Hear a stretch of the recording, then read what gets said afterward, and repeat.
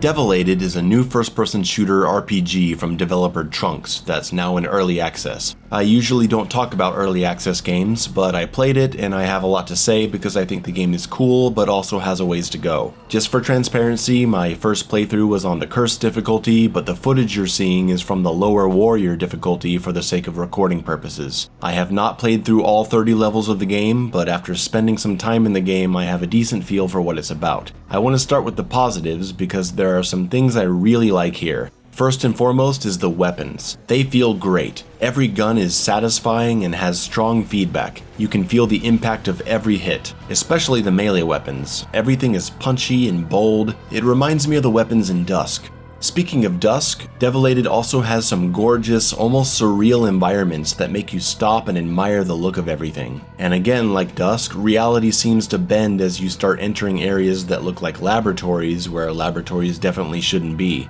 I also want to praise the ammo economy. You start with an infinite ammo pistol that can fire a hell of a lot of rounds before reloading, but it's low damage and it's only useful here and there as you encounter more dangerous enemies. It can be good to switch to this pistol to kill low-level threats or finish off a big guy just to save ammo. You actually have a lot of ammo for your weapons, which leaves you thinking that you can just rely on 2 weapons. But a few levels in, you start to realize that you're running really low and you should be using other guns to balance it, and sometimes switching to melee to kill when you can. It encourages smart weapon switching tactics, and that's great.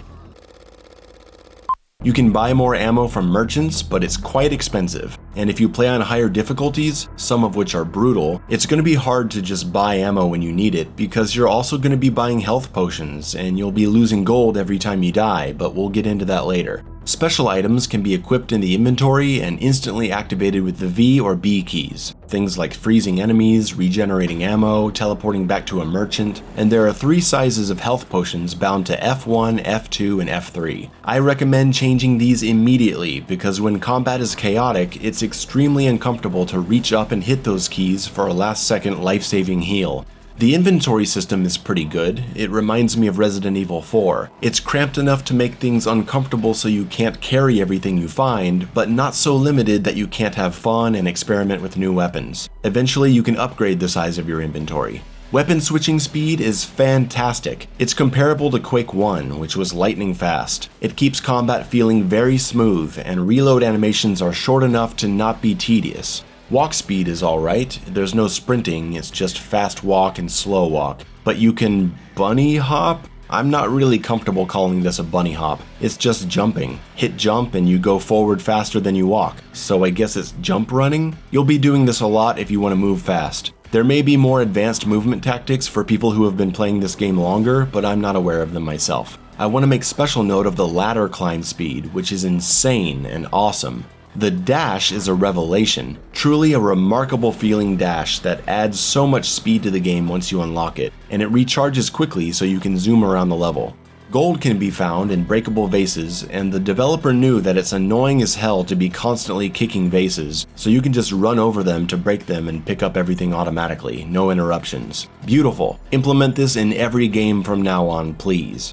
During combat, you'll gain gold to spend at the stores, and the more you engage in combat and the more enemies you kill in succession, the higher the gold bonus will be. That's some great challenge-based player engagement right there, connecting interesting systems to gameplay. You can be more cautious to protect your health, but you'll get less gold. You can be more aggressive in combat to get the gold bonus, but you could end up using health potions or die and suffer a gold penalty. I like it. I like it a lot, actually. After killing an enemy, you can pick up their corpse and use it as a shield that reduces damage, and even better, you can explode the corpse for a 5-point health bonus, which is a cool way to heal yourself a little after every fight.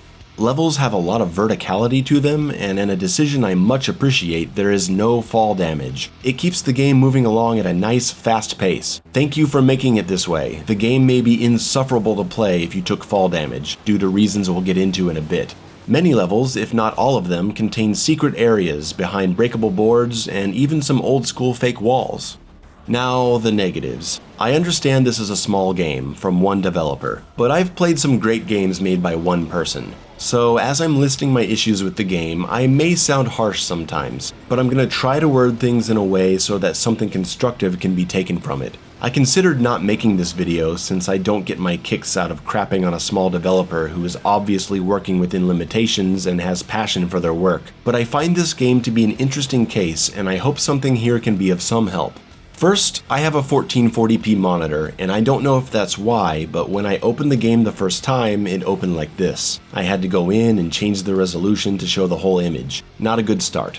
I mentioned that you lose gold upon dying, and while I like it in theory, it's flawed. When you die, you respawn back at the beginning of the level with a deduction made to your gold, and all the ammo and items you spent previously are still gone. That's a harsh punishment. However, all the enemies you killed remain dead, so all you need to do is retrace your steps and continue where you left off. It's like Proteus, and if you've seen my video on that, you know I take big issue with this form of respawning because in Proteus it made every fight feel consequenceless because you can just bully your way through, die, and then pick up where you left off and kill the rest of the enemies. And it's like nothing matters. Devilated improves on this system by also deducting gold, so you really don't want to die strictly because of that. But just like in Proteus, we're left with the same problem of having to run all the way back through a bunch of empty rooms doing nothing just to return to the action. Why not just respawn me in the previous room and take away my items and gold? It would be the same exact thing without all the empty travel.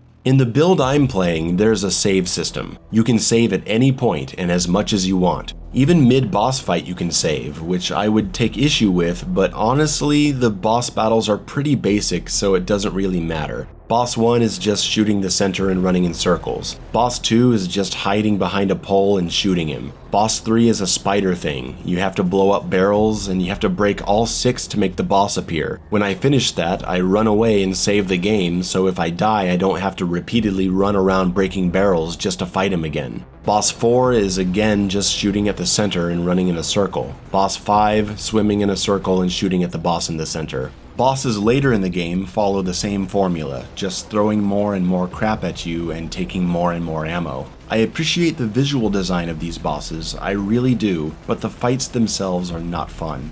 I understand that they implemented this save system because players found it frustrating to have to go all the way back every time they died, and I can't blame them. Sometimes enemies just appear out of nowhere and kill you almost instantly, and there are no checkpoints at all, so I get it.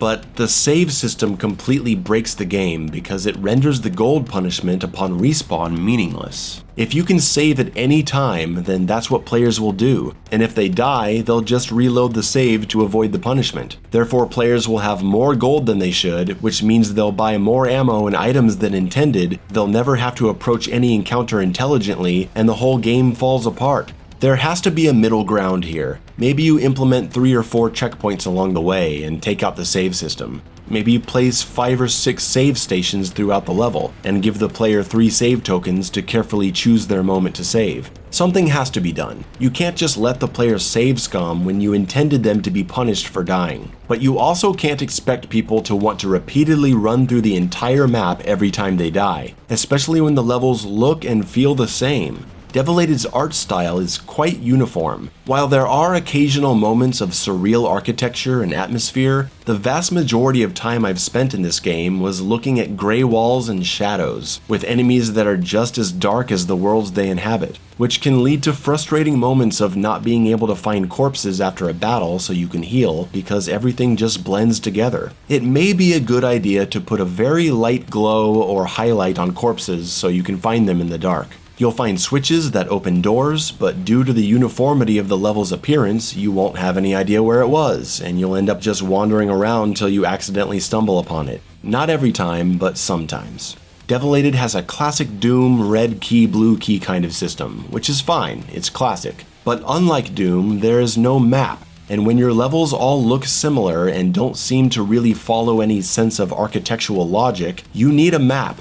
You'll find the purple key and think, I think I remember seeing a purple door somewhere. Was it around that dark corner or up that dark ramp? A map would make it so much more enjoyable. I need to see where I've been because sometimes on the 3rd or 4th time entering an area, I'm not sure if I've seen this place before. If you don't like the idea of a map, put it in and make it optional. Now let's talk about the combat and gameplay. Eventually you unlock a double jump and you have the option to unlock bullet time, and those two things, combined with more enemy types, make the combat feel more engaging.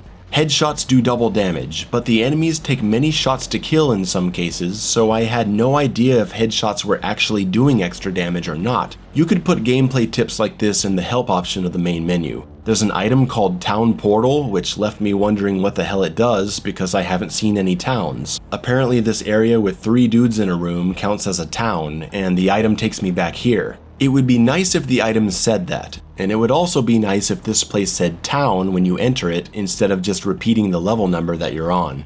The biggest issue of lack of communication comes from the weapons merchant and the weapons themselves. This game has RPG DNA in it, but without the vital statistics needed to make smart decisions. Every melee weapon I've found just says good. This weapon, good. And this one, good. They have different gold values and take up different numbers of inventory slots, but they all just say good. Nothing about swing speed, range, damage, durability. Guns are even worse. You have to fire the guns to get any sense of how they work and how good they are, which would normally be fine if this were just a first-person shooter. But early in the game you can buy new guns and they don't say anything about them. How fast does it fire? What's the spread? What's the damage per bullet? Clip size, reload speed? How do I know if I'm about to buy a gun I'm gonna like? This game being part RPG means there needs to be stats available to the player. Remember when I compared the inventory to Resident Evil 4? Well, let's look at that game's merchant system, where you can look at any gun for sale and see the stats on it. This is crucial to being able to make intelligent purchases with your gold, especially when things are so expensive and your gold may be limited due to frequent deaths. You can carry a variety of pistols, but there's only one pistol slot. You cannot change pistols with a key press, so you have to go to the inventory to equip it. Opening the inventory does not pause the game, so if you want to be smart with your ammo and use a strong pistol at first, and then switch to the weaker infinite ammo pistol for the kill shot, you'll have to go in and manually switch it in real time.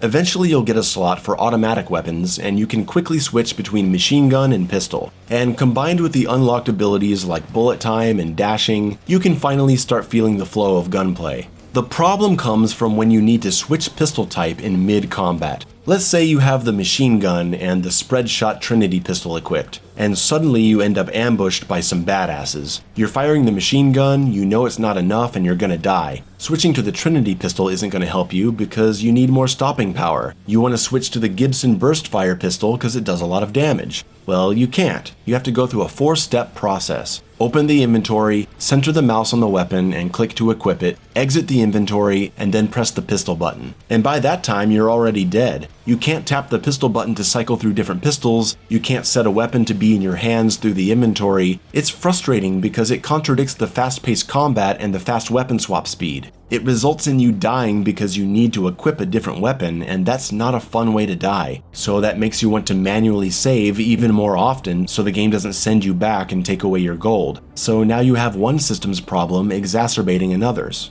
There's also a problem with item sorting. If something is too big for your inventory space, you need to drop items or at least move them around. Again, RE4 style. I have a machine gun equipped, but it's low on ammo, so I want to swap it out for the submachine gun. But the machine gun takes up twice the inventory space and won't fit. Only it would fit if I could drop items or rearrange them, but it won't let me. I can't click on anything in the inventory until I place the weapon, so I have to put the machine gun back in the weapon slot, put the submachine gun back in the inventory, move everything around, then put the submachine gun back into the weapon slot, and put the machine gun in the inventory now that it can fit. And now I've spent all this time just trying to fit a weapon into my inventory that I've forgotten where I'm going and I'm lost again. My solution to this? A temporary item space to put something that doesn't fit, so you can move around items in your inventory and then place the item, and making sure there's something to stop you from exiting the inventory until you've removed the item from the temporary space. It's small things like this that stop item management from being annoying, especially when you don't have an auto sort feature.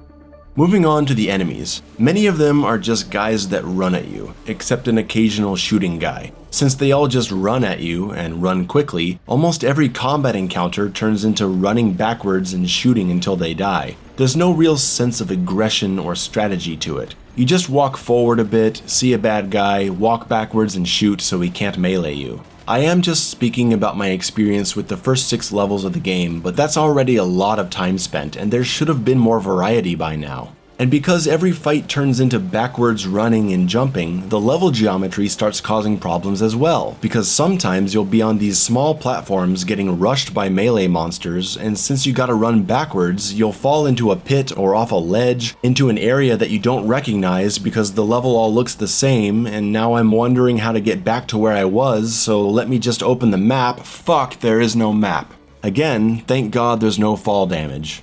Melee weapons break over time, but not often. I've been using the same melee weapon for levels without a single break, so that may need to be tuned. I don't use the melee very much because the guns are so good, so that's probably part of it. At the end of the levels, you'll have a boss fight, and you'll probably be low on ammo and health. There used to be puzzles before every boss fight that replenished your supplies, but thankfully they have been removed in the current build because they were uninteresting and pointless. They felt totally out of place for this game. Now the game just refills your health and ammo and you can move on, which is really nice. There are some small glitches. If you press the fire button while reloading, the gun will automatically fire around when it finishes. If you look down too far when approaching a ladder, the game may freak out. There's some really wonky physics where dead enemies just sort of float away, but aside from that stuff, I didn't have issues. The game performs really well. When I got to level 5, it was refreshing to see some different color, and even some underwater sections where the dash was really fun to use. There's more modern looking environments, but there's so much key hunting. I think there's at least 8 keys you have to find, which got tiring because nothing was changing. The game really starts to drag here. Level 6 goes back to the same old dark gray shadows, and that's where it lost me. I had some crazy new energy weapons which were cool, but it didn't do anything to change how the game felt. The level is so cryptic in its design and so samey in its look, with no clear indication of where you are, you can just end up running in circles. Even though I didn't want to play anymore, I did want to see what came later in the game, so I skipped around a bit. The structures of the levels definitely change, but they continue to look and feel the same, filled with the same types of enemies. The encounters don't change, they just throw more crap at you. And here's where I really started to notice the most infuriating mechanic of the game. When you run out of ammo for the gun you're shooting, you drop the weapon, you discard it, and losing it like this means you can't get more ammo for it. What the fuck? Why can't the gun just sit in your inventory with no ammo? What is the purpose of this? I'm dying to know. Watch, I have this pistol out, there's plenty of room in my inventory to put it away, I fire it until all the ammo is gone, wait for it, and now the gun disappears. Nowhere to be found in the inventory, it's not on the ground, it's not at the weapons merchant back in the town. It's ridiculous. It's a death sentence to open your inventory mid-fight and switch out guns. So I've had levels where I lost numerous guns just because I had no choice but to keep firing, and then I ended up at the boss with only 2 guns left, and that wasn't enough to kill him, and without enough gold to go back and buy more guns, it's game over.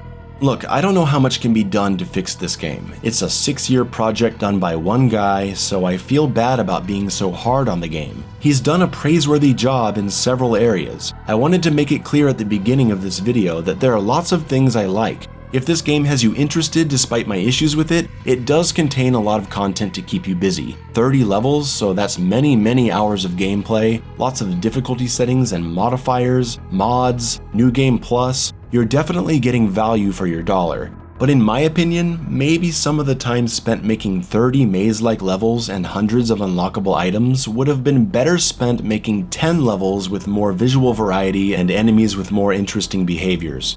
I do wish the developer luck. I know there are people who are loving the game, and God bless them. I'm curious to see how this game looks when it's done. Thanks for watching this early access review. You can check out my streams on Twitch, support me on Patreon, drop a like and sub, and I'll see you in the next video.